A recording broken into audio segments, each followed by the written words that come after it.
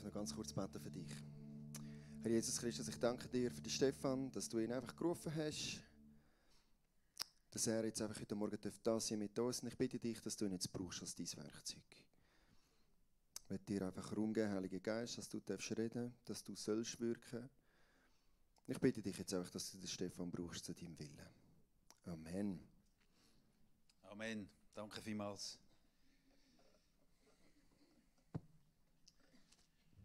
Die Macht der Hingabe, das ist das Thema heute Morgen. Sich ganz hingeben, wie das Leben verändert. Und zwei Männer, die das gemacht haben, der Petrus und der Johannes, wir lesen die Geschichte da in unserem dicken Buch hinein. Und die sind verhaftet worden, die sind vor Gericht gestellt worden und man hat ihnen verbieten, jemals wieder von dem Jesus zu reden. Und dann haben sie Folgendes gesagt, und wir lesen das in der Apostelgeschichte 4, Vers 20.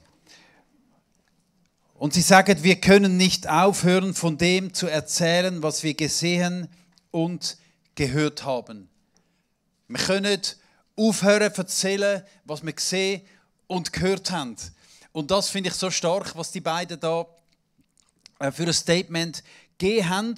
Sie sind parat gewesen, sogar Nachteile in Kauf zu nehmen. Sie sind parat gewesen, sogar Gefangenschaft, sogar den Tod in Kauf zu nehmen für ihren Glauben. Warum? Warum haben sie sich Jesus ganz hingegeben? Sie haben gesehen, wie Wunder passiert sind. Sie waren 3 Jahre mit Jesus. Sie haben gesehen, wie Tote auferweckt worden sind, wie Jesus selber wieder zurück ins Leben gekommen ist. Nach all dem, was sie gesehen haben und erlebt haben und schlussendlich gefüllt mit dem Heiligen Geist, haben sie müssen sagen, wir können gar nicht anders. Egal, was unsere Konsequenzen sind, wir können gar nicht anders. Und das ist eigentlich die Frage auch heute an uns. Warum sollte sich ein Mensch hingeben? Warum sollte ein Mensch sagen, Jesus, ich gebe dir mein ganzes Leben alles?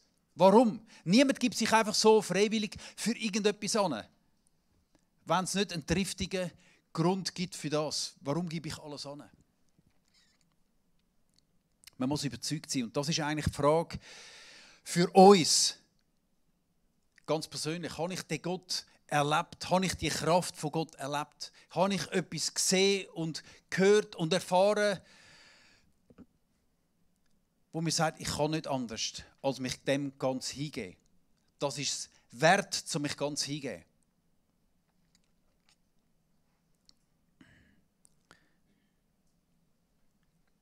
Wenn ich mein eigenes Leben anschaue, dann sehe ich, dass Gott viel grössere, viel bessere Träume hat als mein eigenes Leben. Alles, was ich heute mache, hätte ich mir nie erträumt, habe ich gar nie auf dem Radar gehabt. Ich war ein Bützer, ein Handwerker, ich habe mal Schreiner gelernt, war auf der Baustelle. Haben wir Schreiner da unter uns?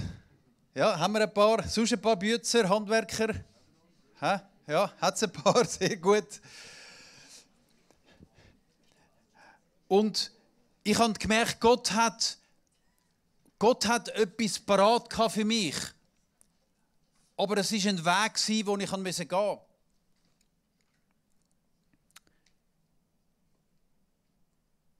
Ich mag mich erinnern, hier ein paar Jahre nach der Lehre, ich habe zu Gott gebetet, ich hatte eigentlich einen guten Job, ich habe okay verdient, das war alles gut, aber ich bin nicht erfüllt. Und ich habe zu Gott gebetet und gesagt, ich habe einen Wunsch an dich, ich will ein spannendes, erfülltes Leben haben. Was ich mir nicht bewusst war, dass er das Gebet ernst genommen hat. Passet auf, was er betet, das ist gefährlich. Es kann Konsequenzen haben. Ich habe meinen Job gekündigt, ich bin nach Bern gezogen und ich habe alles gekündigt, was man kündigen kann. Und Gott hat mich einen Weg geführt, den ich nicht für möglich gehalten hätte. Ich bin ein schlechter Schüler gewesen. Ich konnte nicht reden von Leuten, aber heute mache ich all das eigentlich, was ich mir nicht zugetraut habe. Ich bin dann nach Russland gegangen in einen Einsatz für 2 Monate. Ich musste 3 Tage vorher, haben sie mir gesagt, du bist übrigens jetzt der Leiter. Ich bin richtig ins kalte Wasser geschossen worden. Und Gott hat mich Sachen gelehrt. zu leiten und eine Leidenschaft geweckt in meinem Leben. Und einen Hunger geweckt nach mehr. Und die Bereitschaft, und ich bin an den Punkt gekommen, wo ich gesagt habe, Gott, ich gebe dir alles. Wenn ich ein erfülltes Leben habe, wenn ich einen Unterschied machen für die Ewigkeit, ich gebe mein ganzes Leben.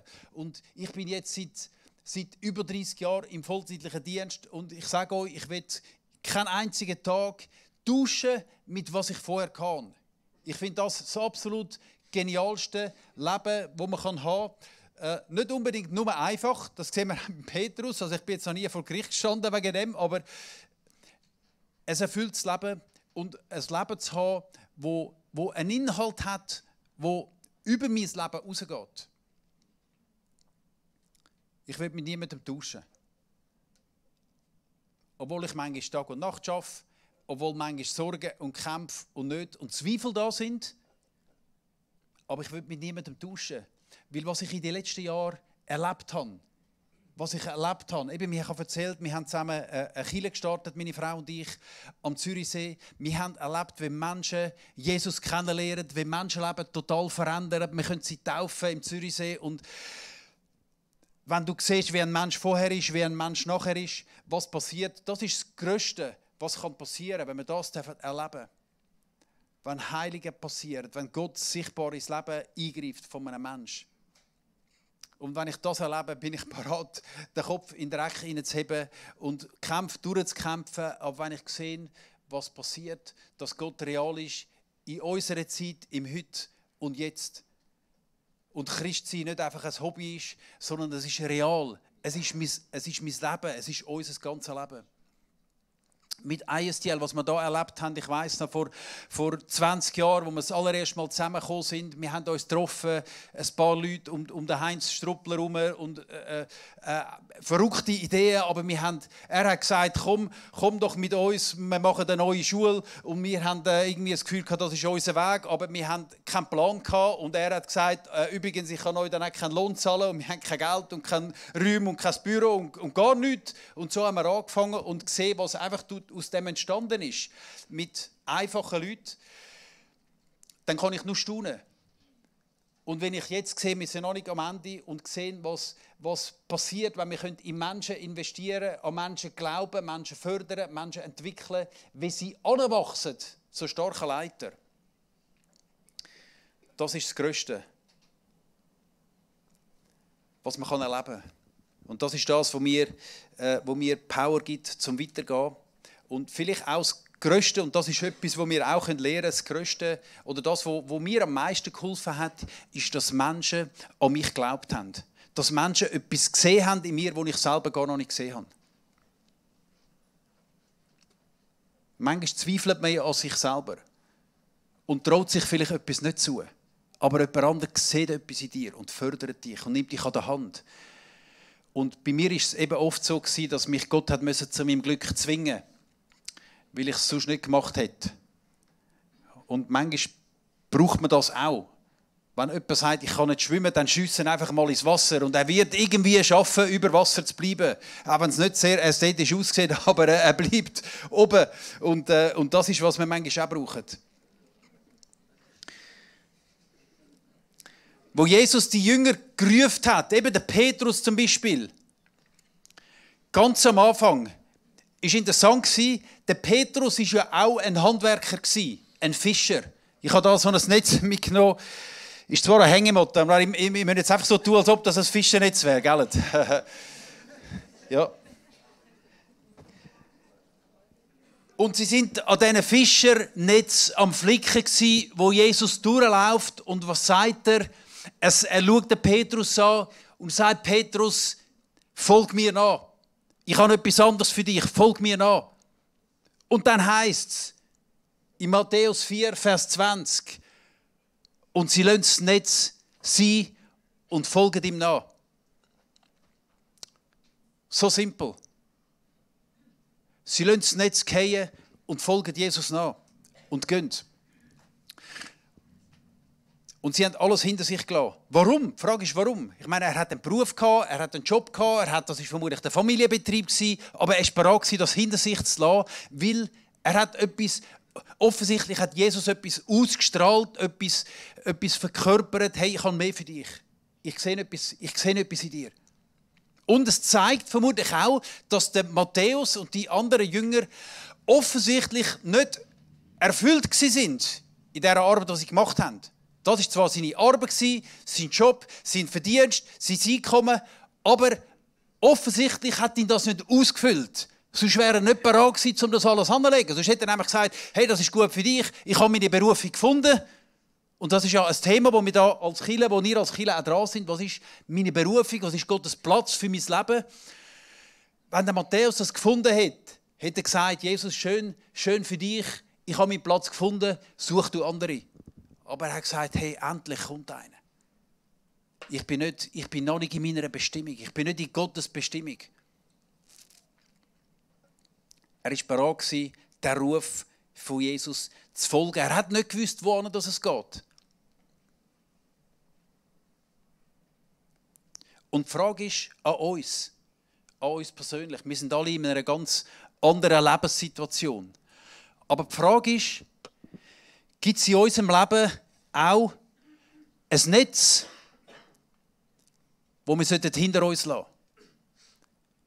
Und so ein Netz gibt Sicherheit. Das hat an diesen Fischen Sicherheit gegeben. Das war ihre Identität, das war ihr Job, das war ihr Einkommen, das war ihr Leben. Was ist in deinem Leben ein Netz, wo du dich vielleicht daran hebst, wo deine Sicherheit ist, aber wo du hinter dir lassen sollst, um dich ganz hinzugeben?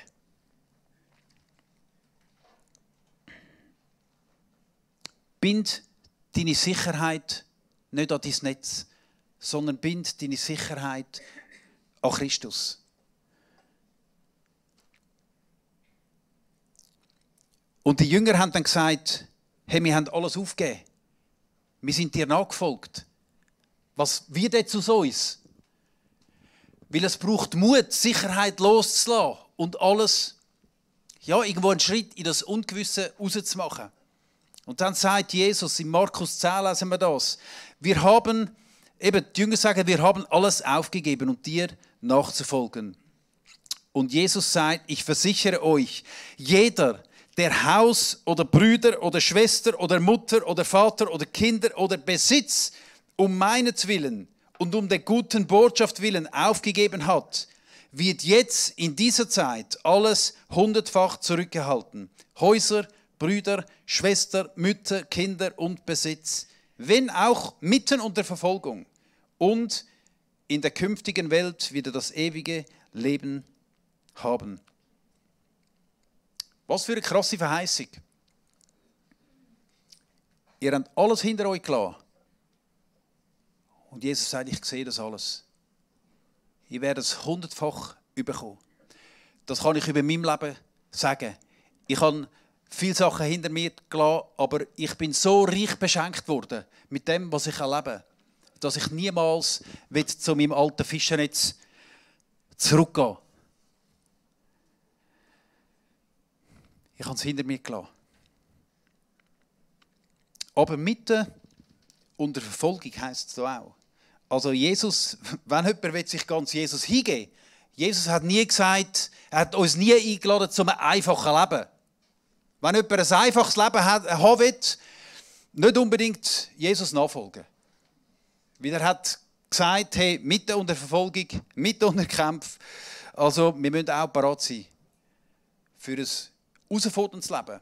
Also das Leben ist sowieso herausfordernd. Aber die Frage ist, ob wir eine Bestimmung haben über unseren Tod heraus. Eben, Berufung finden. Ich habe einen weiteren Vers mitgebracht vom Lukas. Wir sehen den auf der Folie, wo Jesus sagt, wer versucht, sein Leben zu retten, wird es verlieren. Weil das ist ja irgendwie etwas Paradoxes. Man probiert doch das zu behalten, was man hat. Man probiert sich an dem festzuheben, was man hat und vielleicht das Erbe, das man bekommen hat. Aber er sagt, wer das, was er hat, probiert zu behalten, wird es verlieren. Aber wer sein Leben für mich aufgibt, wird es retten. Was nützt es die ganze Welt zu gewinnen, aber dabei an der eigenen Seele Schaden zu nehmen oder sie zu verlieren. Tragischerweise, viele Menschen in unserem Land haben sehr vieles, aber verlieren ihre Seele dabei. Verlieren ihre Seele dabei, weil sie nicht bereit sind, sich hinzugeben. Manchmal sagen die Leute, ja, ich glaube an Gott. Und ich sage, ja, was meinst du mit dem? Was hilft dir das? Was bringt dir das? Du glaubst, dass er existiert. Das bringt dir gar nichts. Sondern Jesus ruft, folg mir an. Entweder folgst du mir an, gibst alles an, das verändert dein Leben, oder gar nicht. Es gibt nicht Teilzeit-Christ, kann man nicht sein. Aber es gibt so Teilzeit-Christen. Also nicht im Aargau, aber in Zürich gibt es das. Teilzeit-Christen, die sind ab und zu Christen, aber ab und zu nicht und dann ein bisschen hin und her switchen. Aber er sagt, nein, du kannst mir nachfolgen oder nicht. Aber an Gott glauben, das kannst du nicht, sondern was hat das für einen Impact in dein Leben hier?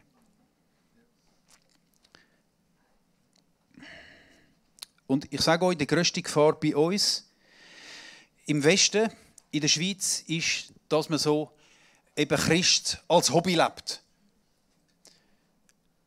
So ein bisschen auf der mittleren Stufe. Aber nicht wirklich leidenschaftlich und alles oder nichts. Aber genau zu dem hat Jesus eigentlich gerufen.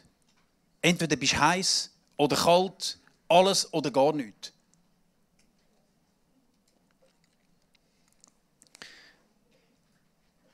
Es gibt im Alten Testament einen Prophet und einer der grossen Propheten, der Jesaja. Und was dort das Spannende ist, bei seinem Leben, beim Jesaja, da ist seine Berufungsgeschichte drin.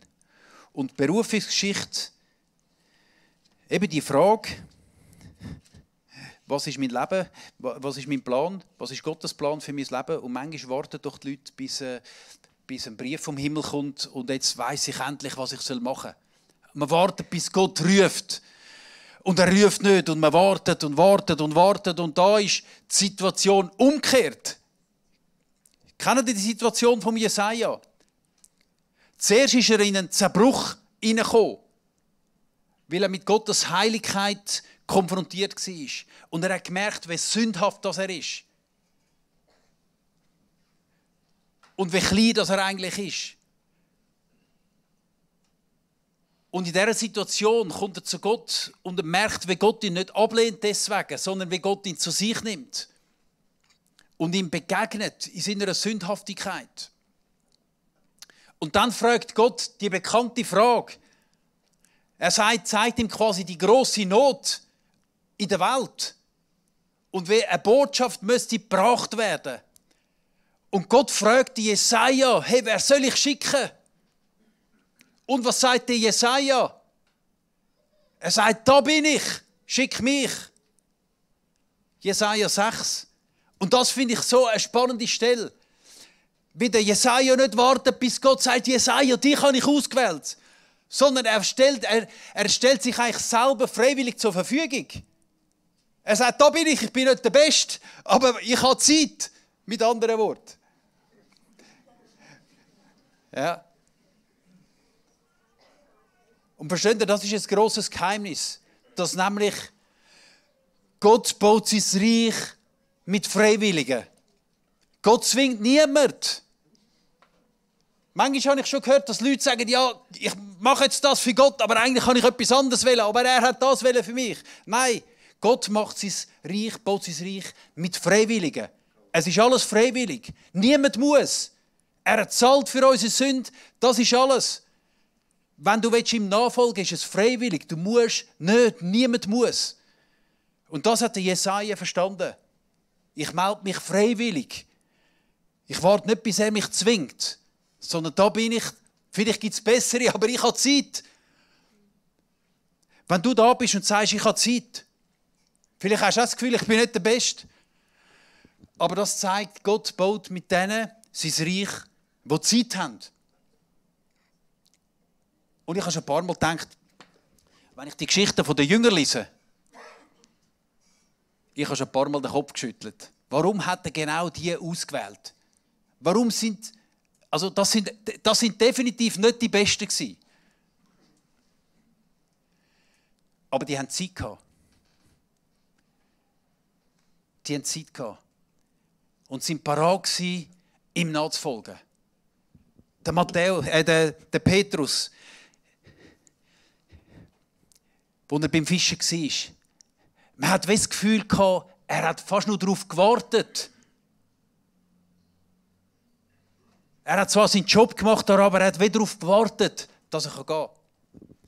Und das finde ich so faszinierend. Bei Jesaja.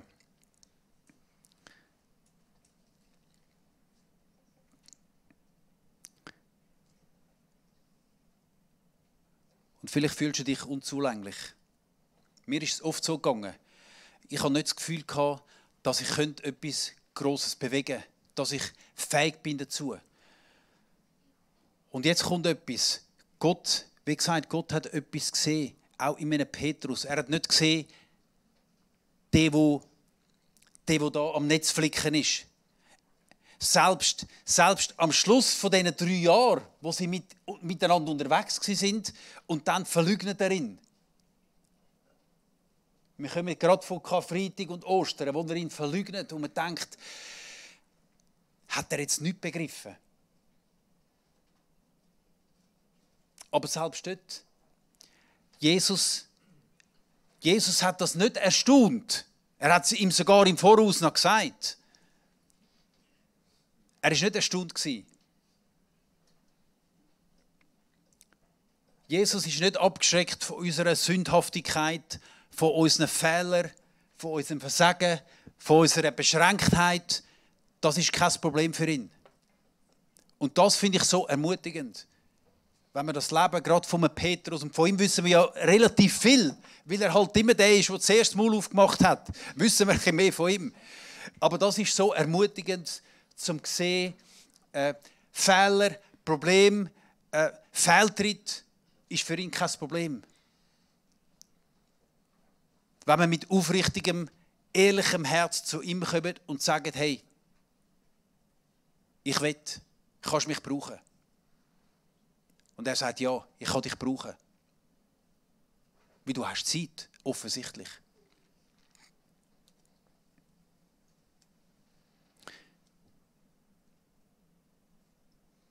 Aber es ist freiwillig. Und das ist der Punkt, der so wichtig ist. Wir lesen am Anfang von der Bibel, ist ja der Josua, der von Mose das Volk übernommen hat und in das verheißene Land hineingeführt hat.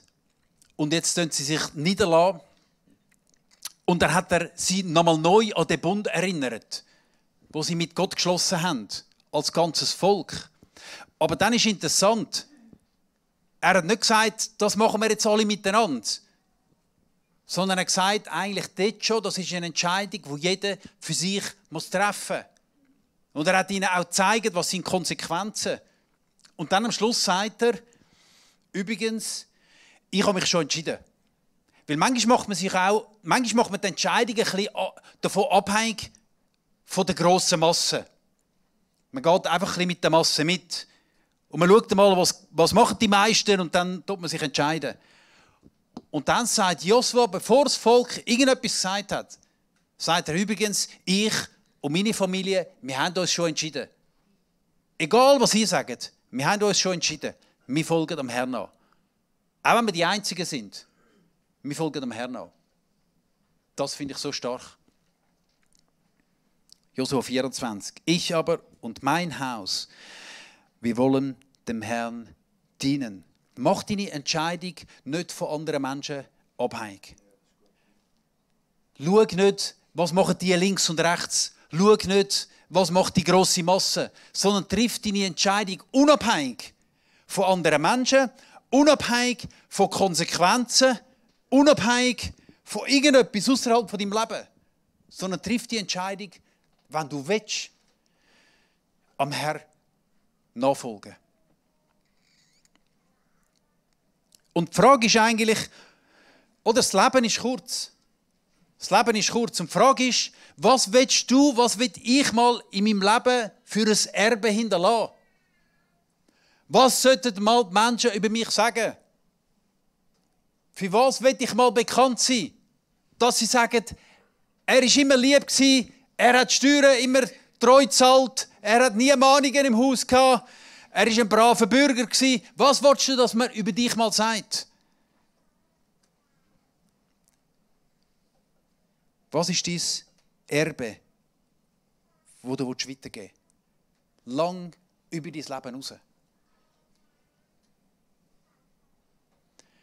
Investiere dein Leben in etwas Grösseres als dich selber.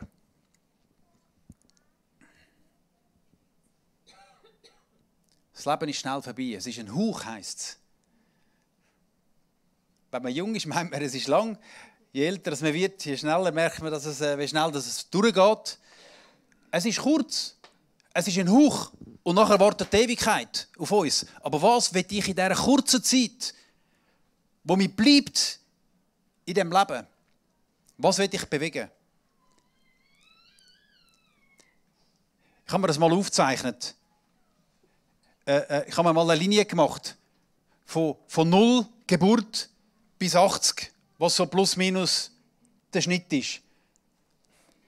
Und dann habe ich angezeichnet, wo ich jetzt bin. Ja, da bleiben gar nicht mehr so viele Jahre. Ich bin schon über die Hälfte. Nur noch etwa 30 Christbäume in meinem Leben. Dann ist es vorbei. Also, was will ich in diesen paar Jahren, noch machen? Was will ich hinterlassen? Wo will ich etwas weitergeben?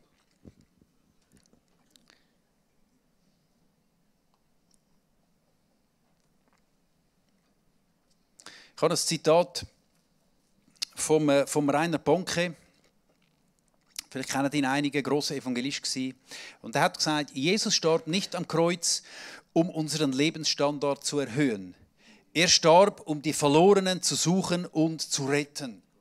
Und das ist ja das Zitat auch von Jesus. Die Verlorenen zu suchen und zu retten. Und ich will, dass mein Leben mal bekannt kann sein dafür, dass Menschen mir sagen, wegen dir, du hast mir den Weg zu Jesus gezeigt. Das wäre das Größte für mich, wenn ich eines Tages im Himmel bin und Menschen zu mir kommen und sagen, wegen dir bin ich auch da. Du hast mir den Weg gezeigt. Du hast es nicht für dich behalten. Du hast nicht einfach dein bequemes Leben gelebt, sondern du hast mir den Weg zum Licht gezeigt, den Weg zu der Rettung gezeigt. Wenn das passieren könnte, wie gewaltig ist das? Jeder von uns ist in ein Umfeld eingepflanzt, einzigartig. Zum Zeugen sein, zum Lichter sein, zum die Botschaft von der Rettung, von der Befreiung der Menschen zu teilen. In unserer Nachbarschaft, dort fängt es an, in unserem Haus, an unserem Arbeitsplatz, in unserer Schule, können die Botschaft von der Freiheit zeigen. Menschen, wenn wir Menschen helfen, in die Ewigkeit einzutreten, das ist das absolut Größte, was wir überhaupt machen können. Wie krass ist das, wenn Menschen zu dir kommen, eines Tages, in der Ewigkeit und sagen, du hast mir geholfen, du hast mir den Weg zu Jesus gezeigt. Was gibt es Besseres als das? Aber es braucht die Bereitschaft. Sag, ich gebe mich an. Ich gebe mich an für den Auftrag. Ich gebe mich freiwillig. Und ich sehe die Not, ich lasse mein Herz berühren. Ich sehe die Verlorenheit. Wir hatten es vorhin darum gehabt, um das Gebäude herum. Tausende von Menschen leben da rundherum. Die warten darauf, dass ihnen jemand die Hoffnung und die Botschaft zeigt. Ich durfte mal eine Frau zu Jesus führen, die ist fast verrückt worden. Die hat mir gesagt, Stefan, warum hat mir das nie jemand gesagt? Seit 20 Jahren bin ich am Suchen, nie hat mir jemand von Jesus gesagt. Ich dachte, ja, Entschuldigung, aber jetzt hast du es gehört heute.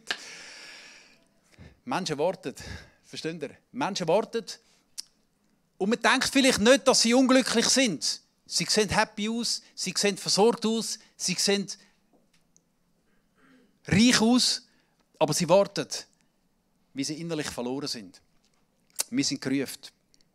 Und ich glaube, dass Gott von uns will, dass wir nicht auf Sicherheit bauen, nicht auf ein sicheres Leben bauen, vermeintliche Sicherheit, sondern dass wir bereit sind, Sicherheiten loszulassen, ein Risiko einzugehen und unser Leben ganz für ihn hinzugeben. Und das ist etwas, wo mich bei ISTL begeistert, dass wir Menschen ausbilden können, die ihre ganze Zeit geben. Oder wenn es um Berufung geht. Es gibt Menschen, die haben eine Berufung für ihren Beruf. Darum heisst es auch Berufung. Da ist der Beruf drin. Das ist meine Berufung, da zu sein. Aber es gibt Menschen, die haben eine Berufung, ihre ganze Zeit ins Reich Gottes hineinzugeben. Und ich glaube, es gibt auch Leute, die heute da sind, die eine Berufung haben, um ihre Netz hinter sich zu lassen und sagen, ich gebe meine ganze Zeit an. Und ich will mich ausbilden lassen und befähigen lassen und zu gehen. Hier in der Schweiz. Oder ich gehe eine Kirche gründen. Oder ich gehe ins Ausland. Irgendwo hin. Es gibt Leute, die die Berufung noch nicht gefunden haben. Es gibt aber Leute, die haben eine Berufung in ihrem Beruf.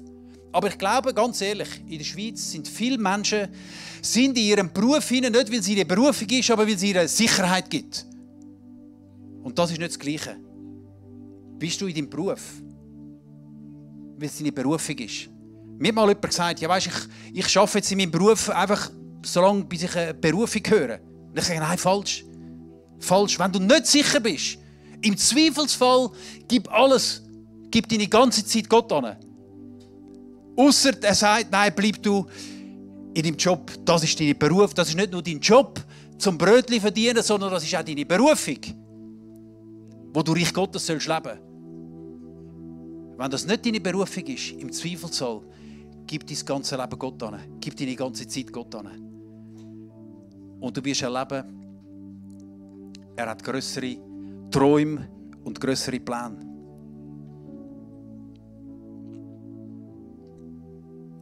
Und wir werden einen Moment nehmen zum Abschluss, wo wir einfach, vielleicht können wir die Augen zumachen und einen Moment, wo wir ganz persönlich von Gott kommen können.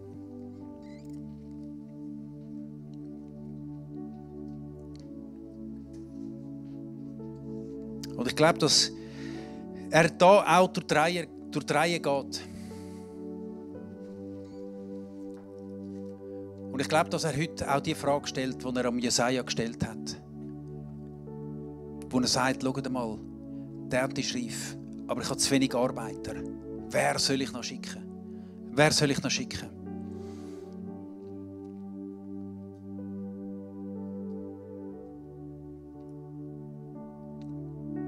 Und Jesaja sagt, nimm mich. Ich bin nicht der Beste. Ich habe Fehler.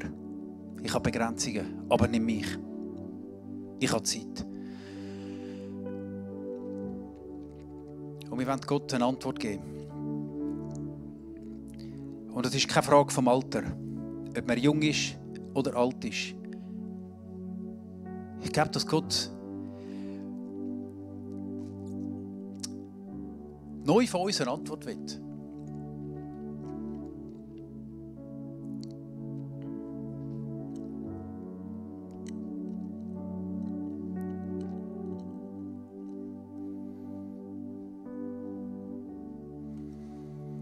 Und ich würde gerne einen Moment, ich würde gerne mit uns beten und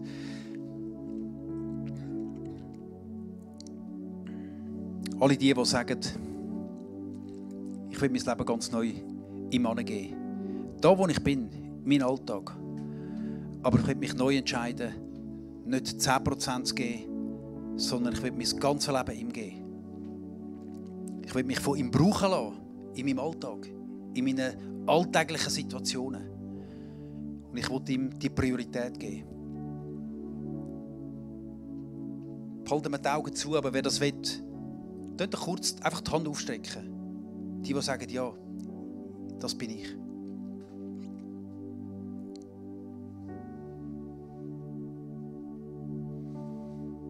Und Jesus, ich danke dir für alle, die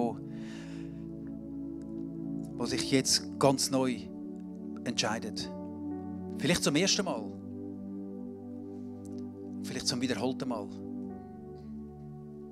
Danke, Jesus, dass du dich so freust über jeden Einzelnen, der sagt, da bin ich. Ich habe versagt, ich bin fehlerhaft, ich bin sündhaft. Aber Jesus, wenn du mich brauchen kannst, nimm mich. Danke, Vater. Danke, dass du jeden Einzelnen ganz neu berührst und neu füllst mit deiner Kraft und mit deiner Gegenwart.